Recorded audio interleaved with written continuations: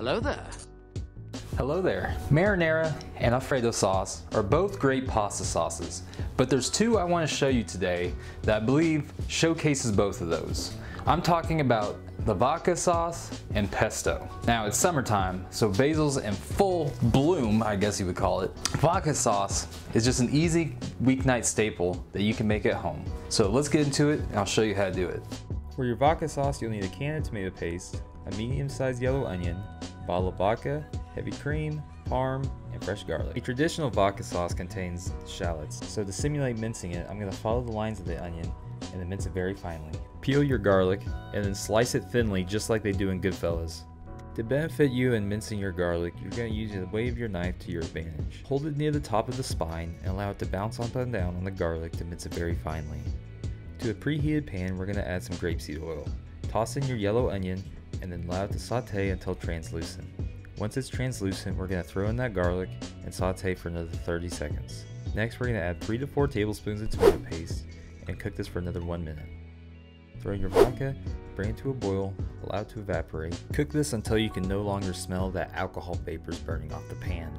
Pour in half a cup or 64 grams of heavy cream and give this a stir. Allow this to cook for another 2 to 3 minutes or until heated through properly. Bring your sauce off the heat and then grate in half a cup of fresh Parmesan. Then we're going to toss in our nudes. And I tried to do a cool flip in the pan for you, but sad day, the pan wasn't hot enough. Anyway, go ahead and plate up your pasta. This is vodka sauce, everybody. On deck we have the mighty pesto. We're going to grab 2 cups of fresh basil, some fresh parm, pecans, and some fresh garlic, some olive oil, and some salt. We'll be using the food processor today, but if you have a pestle mortar, that's even better. First, we're going to go ahead and toss in some fresh garlic, a half cup of toasted pecans, about 4 tablespoons of olive oil, and begin to blend this on high. You don't want this to be completely smooth, you still want to have a little bit of chunks in it, but we definitely want to pulverize all the garlic pieces. To this mixture, you'll add half the juice of a lemon, a couple tablespoons of olive oil, and the 2 cups of basil. I find that when making pesto to kind of eyeball the ingredients, so if you need to add more oil, go ahead and do so. Now we're going to add some chunks of fresh parm, but mine were a little too big in the end. It left some pretty chunky pieces of Parmesan.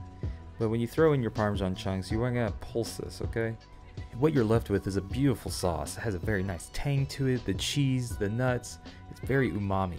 Pesto is so versatile. Put it on chicken, pasta, bread, you name it. Thanks for joining me today. I hope you enjoyed this video. Make sure to like and subscribe, and I'll see you next week. And we say bye-bye.